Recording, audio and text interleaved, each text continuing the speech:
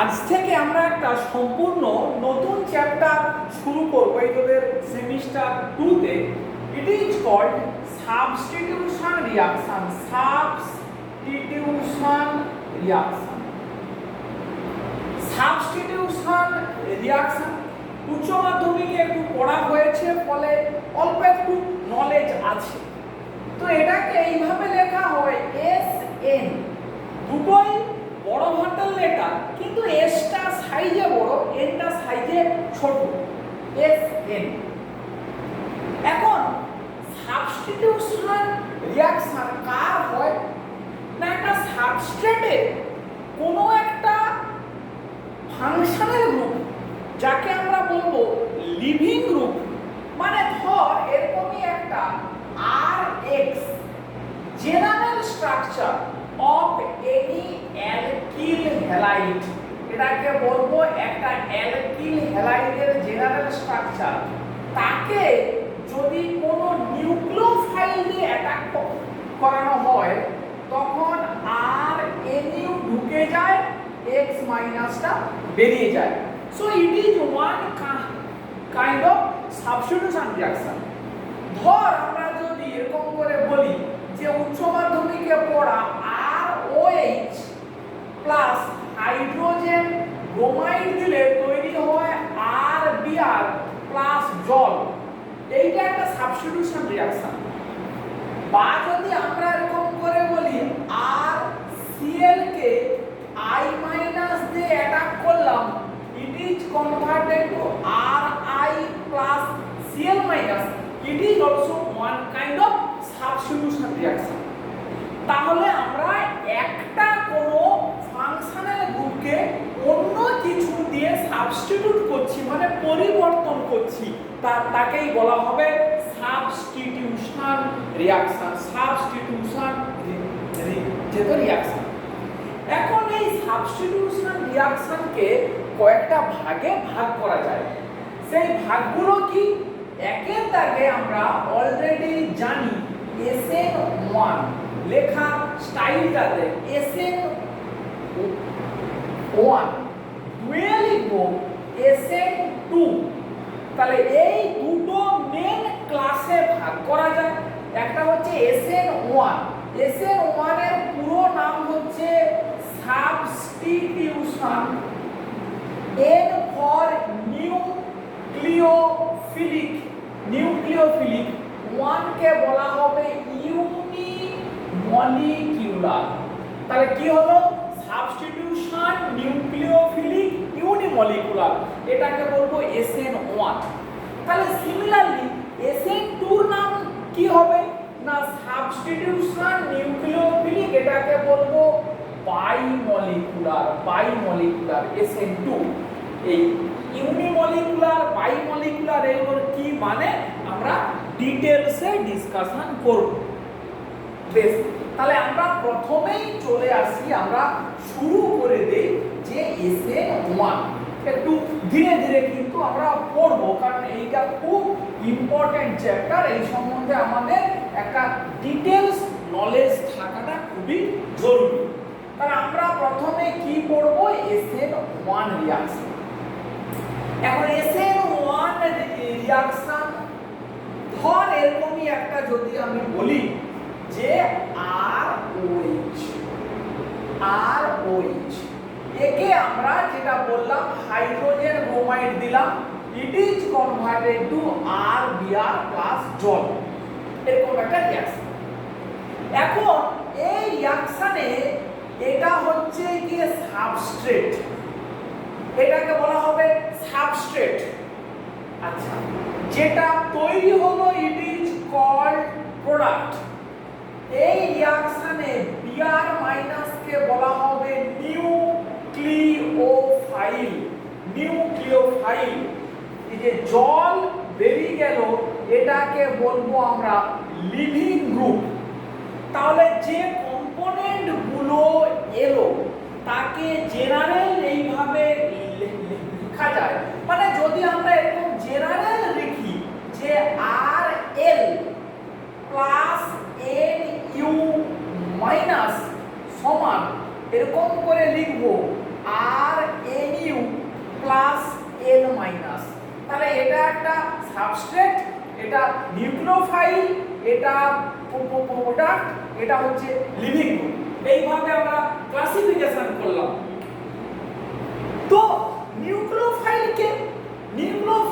একটা অ্যাটম বা গ্রুপ যার মধ্যে নেগেটিভ চার্জ থাকতে পারে বা যার মধ্যে লোন পেয়ার থাকতে পারে। নিউক্লিওফাইল কথাটার মানে হচ্ছে, ফাইল কথাটার মানে হচ্ছে অ্যাট্রাকশন। ফাইল কথাটার মানে হচ্ছে অ্যাট্রাকশন। এই নিউক্লিওফাইল মানে অ্যাট্রাকশন টুয়ার্ডস নিউক্লিয়াস। খুব ভালো করে ক্লিয়ার করে নিন, অ্যাট্রাকশন টুয়ার্ডস নিউক্লিয়াস। কোন অ্যাটমের নিউক্লিয়াসে কি থাকে? পজিটিভ চার্জওয়ালা প্রোটন। তাহলে যে কিনা নিউক্লিওফাইল তার নিশ্চয়ই প্রোটনের প্রতি একটা অ্যাফিনিটি থাকবে, মানে পজিটিভ চার্জের প্রতি একটা আকর্ষণ থাকবে, ফলে সে নিজে হবে নেগেটিভলি চার্জড বা তার মধ্যে লোন পেয়ার অফ ইলেকট্রন থাকবে। They will act as a nucleophile. তারাই নিউক্লিওফাইল হিসাবে কাজ করতে পারবে। বেশ, আমরা এবারে SN1 রিঅ্যাকশনের মধ্যে ঢুকে যাই। SN1 রিঅ্যাকশনের যদি আমরা রিঅ্যাকশন মেকানিজমকে ভালো করে একটু বুঝি, SN1 রিঅ্যাকশন জেনারেলি দুটো স্টেপে যায়। কি দুটো স্টেপ? না RL, এটা 1 নম্বর স্টেপ। প্রথমে কি হয় না এই সাবস্ট্রেটটার হেটারোলাইটিক বন্ড ক্লিভেজ। টার্মিনোলজি গুলো ভালো করে খেয়াল কর। RL এর কি হয়? হেটারোলাইটিক বন্ড ক্লিভেজ। বন্ডটা ভাঙে। কোন বন্ডটা ভাঙে? RL। কোন দিকে ভাঙে? Towards L। তার মানে এটা ভেঙে তৈরি হবে R প্লাস, আর কি তৈরি হবে? L minus. এরকমই দুটো জিনিস তৈরি হবে। ধর এরকম করে एग्जांपल আমি দিচ্ছি। CH3C CH3 CH3 Cl, মানে এটাই হচ্ছে RL। এটা ভাঙলে কি তৈরি হবে? CH3C CH3 এই প্লাস আর কি তৈরি হবে? Cl minus. তাহলে এই রকমই প্রথম স্টেপে এই ভেঙে গেল। এই হচ্ছে তীর চিহ্ন, কার্বন ক্লোরিন বন্ডটার হেটারোলাইটিক বন্ড ক্লিভেজ হলো, মানে এই বন্ডের দুটো ইলেকট্রনিক ক্লোরিনের দিকে, যে কিনা এই রিঅ্যাকশনে লিভিং গ্রুপ তার দিকে চলে গেল। তাহলে এটা হচ্ছে স্টেপ 1। স্টেপ 1। এবারে স্টেপ 2 তে কি হবে? এই যে R প্লাস তৈরি হলো, এর সঙ্গে নিউক্লিওফাইল মাইনাস জুড়ে গেল, দিয়ে RNU, যেটা কিনা আমার প্রোডাক্ট তৈরি হয়ে গেল। তাহলে এইটা হচ্ছে মেকানিজম দুটো স্টেপে। প্রথম স্টেপে সাবস্ট্রেট বা যেটা অ্যালকিল হ্যালাইড বা অন্য কোনো সাবস্ট্রেট তার লিভিং গ্রুপটা ভেঙে যাচ্ছে। সেকেন্ড স্টেপে এই যে কম্পোনেন্টটা তৈরি হচ্ছে, এই কম্পোনেন্টটাকে রিঅ্যাকশনের সাপেক্ষে বলবো ইন্টারমিডিয়েট। মানে এই SN1 রিঅ্যাকশনের সাপেক্ষে এটাকে বলবো ইন্টারমিডিয়েট। এই ইন্টারমিডিয়েটের নেচারটা কি? না নেচারটা হচ্ছে carbocation. It is a carbocation. চিন্তা করে দেখ, আমরা এই টার্মটাই গত সেমিস্টারে পড়েছিলাম, রিঅ্যাকটিভ ইন্টারমিডিয়েটস। রিঅ্যাকটিভ ইন্টারমিডিয়েটস এর আন্ডারে কি পড়েছি? Carbocation, carbanion, free radical, carbene. এবার আস্তে আস্তে সেইগুলো কিভাবে কাজে লাগছে দেখ।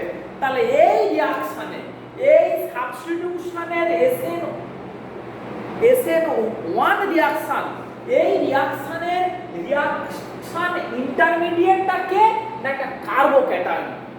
তাহলে প্রথম স্টেপে কার্বোক্যাটায়ন তৈরি হচ্ছে, এটা স্টেপ 1। স্টেপ 2 তে কি হচ্ছে? কার্বোক্যাটায়ন যে কিনা একটা পজিটিভ চার্জ কন্টেন্ট করছে ও নেগেটিভলি চার্জ নিউক্লিওফাইল অরবিটালের সঙ্গে জুড়ে গিয়ে প্রোডাক্ট তৈরি করছে। এইটাই হচ্ছে গিয়ে আমাদের এই রিঅ্যাকশনের মেকানিজম। এইবারে এই যে SN1 এই রিঅ্যাকশনটা দুটো স্টেপের থ্রু দিয়ে হচ্ছে, স্টেপ 1 এবং স্টেপ 2। এই দুটো স্টেপের rate of the reaction obviously different, দুটো স্টেপের রেট ডিফারেন্ট। এর মধ্যে আপাতত এখন শুনে রাখ যে প্রথম স্টেপটা হচ্ছে স্লো। স্লো মানে কতটা স্লো না সেকেন্ডের থেকে স্লো। তাহলে এই কথাটা আপাতত লিখে রাখছি, স্টেপ 1টা হচ্ছে স্লো। এবারে আমরা কি দেখব, আমরা যে জিনিসটা এবারে বোঝার চেষ্টা করব যে এই রিঅ্যাকশনের একটা এনার্জি প্রোফাইল ডায়াগ্রাম ড্র করতে হবে। এনার্জি প্রোফাইল ডায়াগ্রাম মানে নরমাল যে কোনো SN1 রিঅ্যাকশনের এনার্জি প্রোফাইল ডায়াগ্রাম আমাদেরকে ড্র করতে হবে। তাই এনার্জি প্রোফাইল ডায়াগ্রাম ড্র করা মানে কি, মানে এই যে রিঅ্যাকশনটা রিঅ্যাকট্যান্ট থেকে প্রোডাক্টে যে কনভার্ট হচ্ছে, আবারও বলছি এই রিঅ্যাকশনটা রিঅ্যাকট্যান্ট থেকে প্রোডাক্টে কনভার্ট হচ্ছে, এর যে পুরো জার্নিটা, এর পুরো জার্নিতে ডিফারেন্ট সময়ে যেভাবে বন্ড ভাঙছে, বন্ড তৈরি হচ্ছে এবং যে অসংখ্য ইন্টারমিডিয়েটস তৈরি হচ্ছে যাদেরকে আমরা আইসোলেট করতে পারি না, তাদের রিলেটিভ এনার্জিকে কোনো একটা স্কেলে যখন ড্র করব সেই ছবিটাকেই বলা হবে এনার্জি প্রোফাইল ডায়াগ্রাম। এই ব্যাপারটা আগে দেখে নে, তাহলে বুঝতে পারবি। SN1 রিঅ্যাকশনের একটা যদি এনার্জি প্রোফাইল ডায়াগ্রাম ড্র করি, যে কোনো রিঅ্যাকশনের এনার্জি প্রোফাইল ডায়াগ্রাম ড্র করার নরমাল নিয়মটা কি, এক্স অ্যাক্সিসে তোকে লিখতে হবে reaction coordinate, reaction coordinate, Y অ্যাক্সিসে লিখতে হবে এনার্জি। এবারে তুই মনে কর এরকম জায়গাতে তো রিঅ্যাকট্যান্টের এনার্জি আছে। এবারে খুব ঠান্ডা মাথাতে চিন্তা কর, রিঅ্যাকট্যান্ট এখানে কে রিঅ্যাকট্যান্ট না RL, এ হচ্ছে কি আমার রিঅ্যাকট্যান্ট। প্রথম স্টেপে কি হয়েছে, এটা ভেঙে কার্বোক্যাটায়ন তৈরি হচ্ছে। তাহলে রিঅ্যাকট্যান্টটা একটা নিউট্রাল স্পিসিস, সে ভেঙে carbocation which is a charge component, charge কম্পোনেন্টের এনার্জি অতি অবশ্যই বেশি। ফলে রিঅ্যাকট্যান্টের পরে এই যে R+ এ থাকবে উপরে, এইটা হচ্ছে ইন্টারমিডিয়েট। তাহলে এখান থেকে যখন R+ এ যাবে এরকম একটা হাই এনার্জি স্টেটের থ্রু দিয়ে যাবে, আমরা আসছি কি ব্যাপারটা বলছি। তাহলে এরকম করে উঠে এইটা তৈরি হলো, এখান থেকে এখানে চলে এলো এজ এ প্রোডাক্ট। তাহলে আমরা কি দেখাচ্ছি, এটা রিঅ্যাকশন কোঅর্ডিনেট।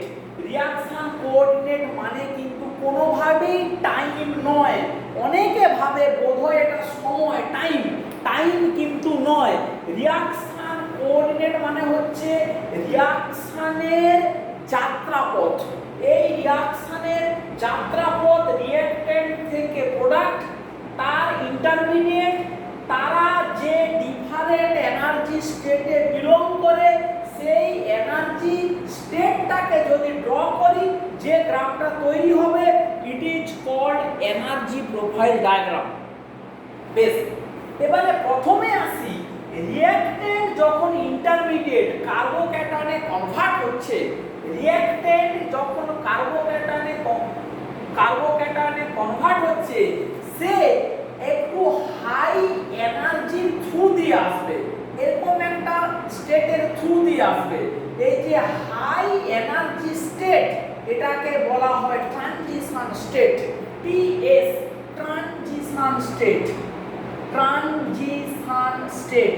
অর্গানিক কেমিস্ট্রিতে it is known as TS, খুব পপুলার নাম, প্রত্যেক পদে পদে কাজে লাগবে টিএস। তার মানে যে কোনো রিয়াকশন, এই রিয়াকশনের যদি স্টেপ ওয়ানটাকেই আমি কনসিডার করি, ঠান্ডা মাথাতে শোন, যদি এই রিয়াকশনের স্টেপ ওয়ানটার উপরে আমি ফোকাস করি, স্টেপ ওয়ানটার সাপেক্ষে স্টেপ ওয়ানের রিয়াক্টেন্ট হচ্ছে এইটা যে কিনা সাবস্ট্রেট, স্টেপ ওয়ানের প্রোডাক্ট, টোটাল রিয়াকশনের নয়, স্টেপ ওয়ানের প্রোডাক্টটা হচ্ছে এই কার্বোক্যাটায়ন। তাহলে স্টেপ ওয়ানের প্রোডাক্টটা হচ্ছে এই কার্বোক্যাটায়ন, এবং এটা এখান থেকে ডাইরেক্ট এখানে আসবে না, একে একটা হাই এনার্জি টিএস এর থ্রু দিয়ে আসতে হবে। এই যে হাই এনার্জি যে স্টেটটা, এটাকে বলা হবে ট্রানজিশন স্টেট।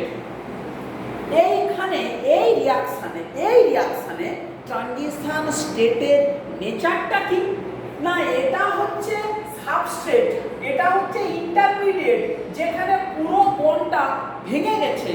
তাহলে ট্রানজিশন স্টেটের নেচারটা হবে এরকমই, যেখানে এই বন্ডটা পুরোপুরি ভেঙে যায়নি, পার্সিয়ালি বন্ডটা ভেঙেছে।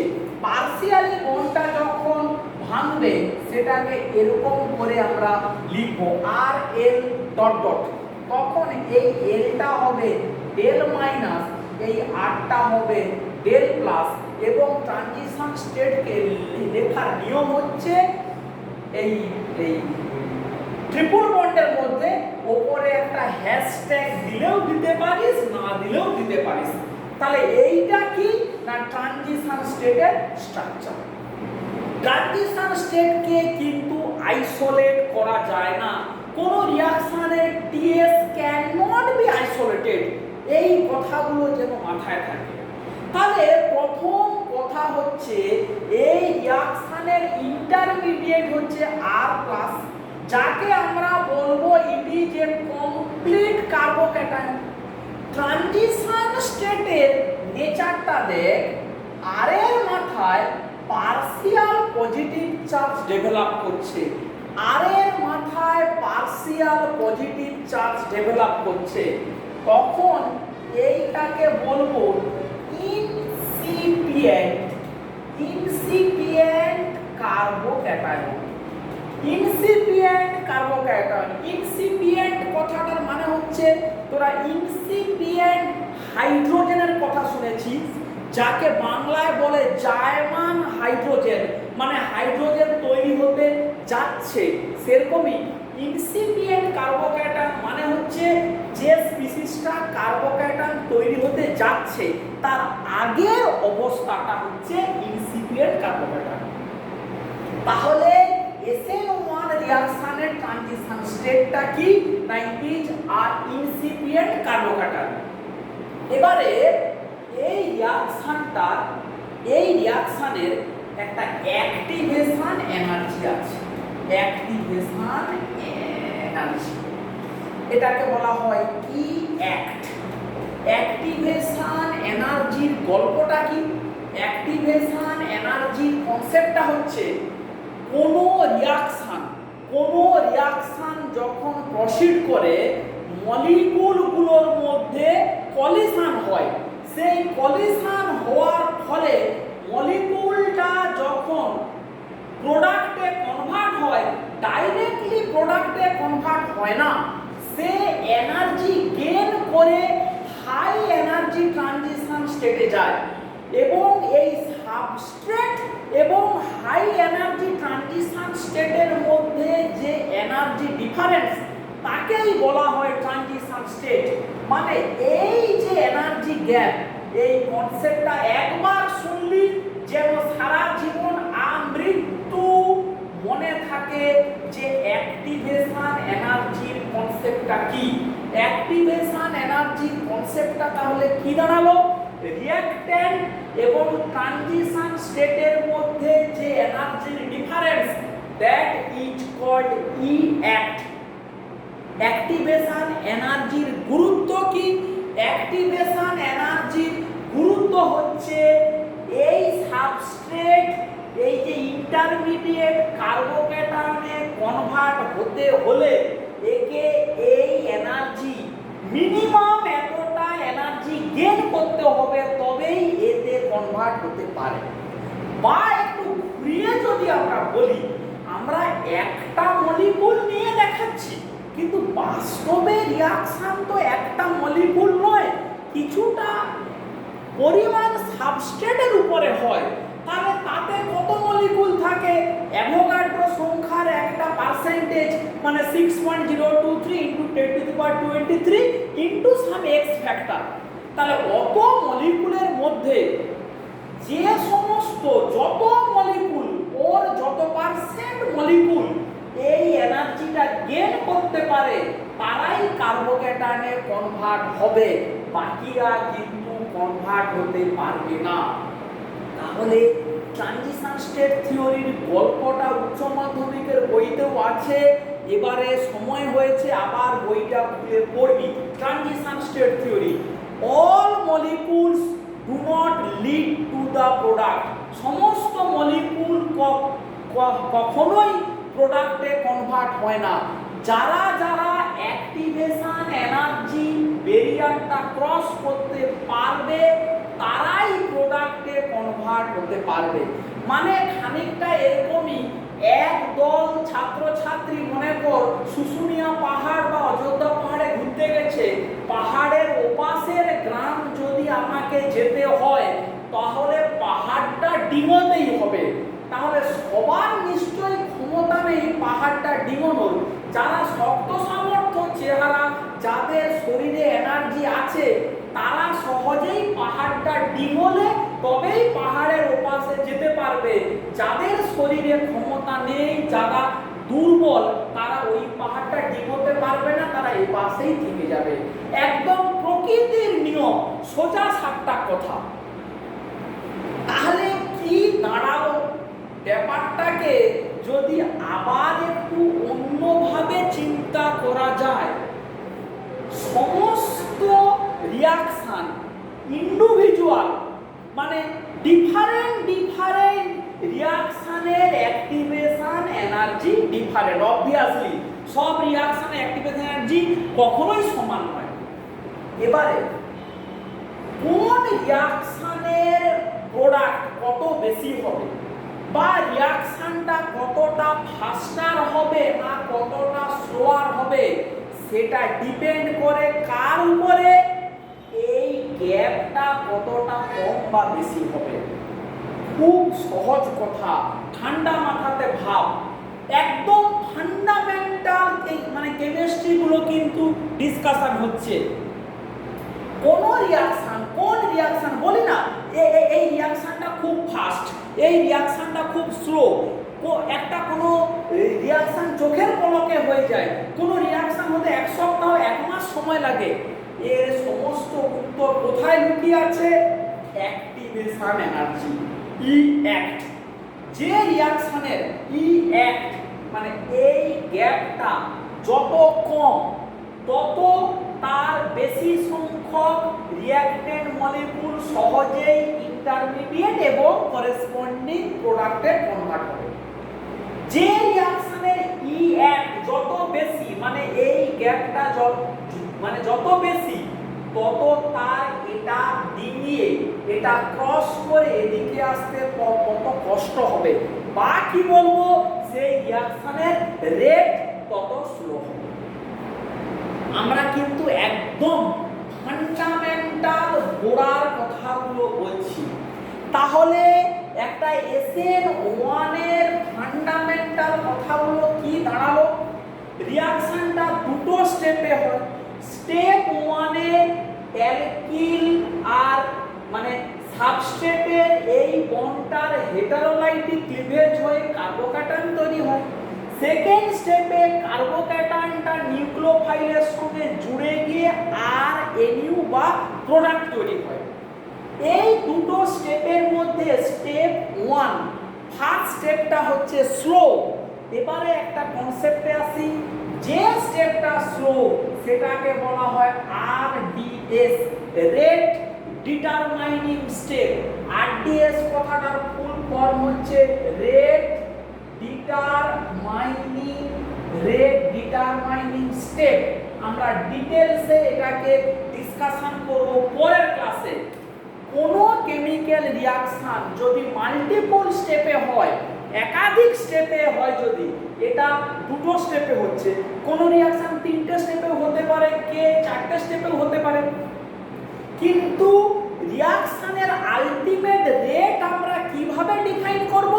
সময়ের সাপেক্ষে কতটা প্রোডাক্ট তৈরি হচ্ছে। তোরা কেমিক্যাল কাইনেটিক্সে পড়ে এসেছিস, সময়ের সাপেক্ষে কতটা প্রোডাক্ট তৈরি হচ্ছে সেটাই ডিফাইন করে ওই রিঅ্যাকশনের রেট, আলটিমেট রেট। তাহলে এখানে কোন রিঅ্যাকশনের আলটিমেট রেট, এই যদি মাল্টিপল স্টেপে রিঅ্যাকশন হয়, এটা ডিপেন্ড করবে যে স্টেপটা স্লো সেইটার উপরে।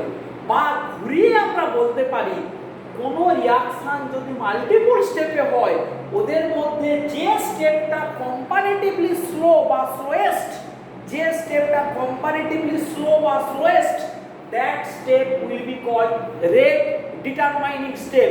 মানে ওই স্টেপটার মানে স্লো স্টেপের যে রেট, সেটাই আলটিমেট রিঅ্যাকশনের রেট। এটা আমরা পরের দিন ডিটেইলসে ডিসকাশন করব লজিক্যালি, কেন slowest step will B the RDS. এই টার্মটা মুখস্থ করবি, slowest step will B the RDS, যে স্টেপটা স্লো সেটাই হবে আরডিএস। বেশ, এবারে কি বললাম, আমরা একটা এনার্জি প্রোফাইল ডায়াগ্রাম ড্র করলাম। রিঅ্যাক্ট্যান্ট থেকে কার্বোক্যাটায়ন, ইন্টারমিডিয়েট টু প্রোডাক্ট। এটা ইন্টারমিডিয়েটের নেচারটা কি? কার্বোক্যাটায়ন। এবারে এই যে স্লোয়েস্ট স্টেপটাকে যদি আমরা কনসিডার করি, কারণ ওটাই আরডিএস, তাহলে এ যে হাই এনার্জি স্টেটের থ্রু দিয়ে যায়, that will be called transition state. Reactant এবং টিএস এর মধ্যে এনার্জি গ্যাপকেই বলা হবে অ্যাক্টিভেশন এনার্জি, ই অ্যাক্ট। কোন রিঅ্যাকশন ফাস্টার হবে না স্লোয়ার হবে, it will depend on E act. যে রিঅ্যাকশনের এই গ্যাপটা, ই অ্যাক্টটা যত কম হবে, সে তত তাড়াতাড়ি ইন্টারমিডিয়েট বা প্রোডাক্টে কনভার্ট হবে, বা বলবো সেই রিঅ্যাকশনটা ফাস্টার হবে। যার এই গ্যাপটা বেশি হবে, সে তার এই ইন্টারমিডিয়েটে কনভার্ট হতে সময় লাগবে, বা সেটা টাফ হবে, বা বলবো সেই রিঅ্যাকশনটা রেটটা স্লো হবে। বেশ, এবারে আমরা আসি, তাহলে যে স্টেপটা আরডিএস, সেই স্টেপটাই যেহেতু ফাইনাল রিঅ্যাকশনের রেটটাকে ডিটারমাইন করছে, তাহলে এখানে রিঅ্যাকশনের রেট কি হবে না আরডিএস এর রেট। আরডিএস মানে স্টেপ 1, স্টেপ 1 এ দেখ শুধুমাত্র সাবস্ট্রেট ইনভলভ, স্টেপ 1 এ কিন্তু নিউক্লিওফাইল নেই, মুছে ফেললাম। স্টেপ 2 কি ছিল? আর প্লাস আর এনিউ মাইনাস থেকে আর এনিউ। তাহলে এই রিঅ্যাকশন, এই স্টেপটার রেট বা রিঅ্যাকশনের রেট কি হবে? রেট সমান রেট কনস্ট্যান্ট ছোট K into concentration of substrate, K into substrate. তার মানে দেখ, এই SN1 এর রেট ইকুয়েশনে শুধুমাত্র সাবস্ট্রেটের কনসেন্ট্রেশন ইনভলভ। কি অসাধারণ জায়গা আমরা আসছি, দেখ কি বলছি আমরা, SN1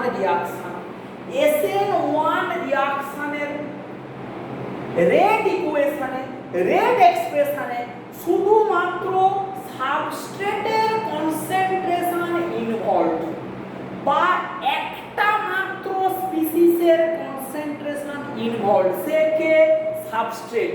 তার মানে রেটের মধ্যে এই যে একটা স্পিসিসের কনসেন্ট্রেশন ইনভলভ, এই জন্য এই রিঅ্যাকশনটাকে বলা হয় ইউনিমলিকিউলার বা এর মলিকুলারিটি 1, সেই জন্য একে বলা হয় SN1। এই 1টা এখান থেকে এসছে, বা আমরা ঘুরপথে এবারে বলবো SN1 রিঅ্যাকশন নিউক্লিওফাইলের কনসেন্ট্রেশন ইন্ডিপেন্ডেন্ট, মানে SN1 রিঅ্যাকশনের রেট নিউক্লিওফাইলের কনসেন্ট্রেশনের উপরে ডিপেন্ড করছে না। কি কারণ? না, নিউক্লিওফাইলটা সেকেন্ড স্টেপে ইনভলভ, RDS যে স্টেপটা স্লোয়েস্ট স্টেপ, সেই স্টেপে নিউক্লিওফাইলের কনসেন্ট্রেশন নেই। নিউক্লিওফাইল স্টেপ 1 এ নেই, এটা শুধু স্টেপ 2 তে আছে, যে RDS নয়।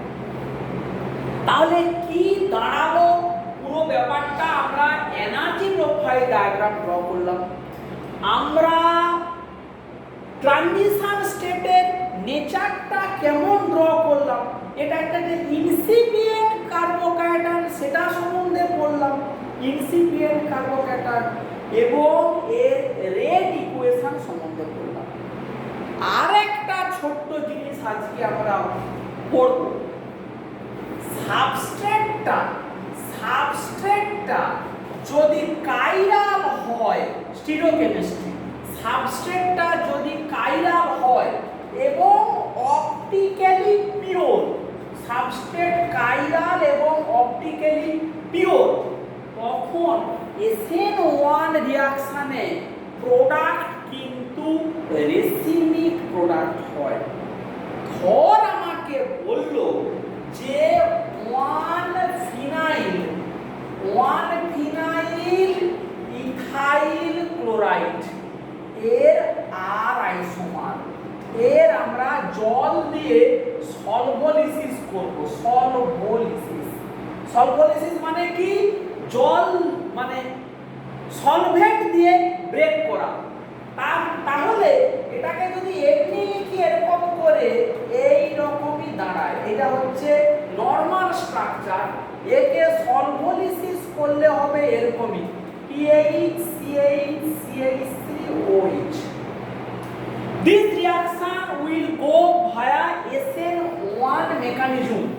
তাহলে যদি SN1 মেকানিজমের থ্রু দিয়ে যায়, তখন কিরকমই জিনিসটা হয় দেয়, মজার ব্যাপার।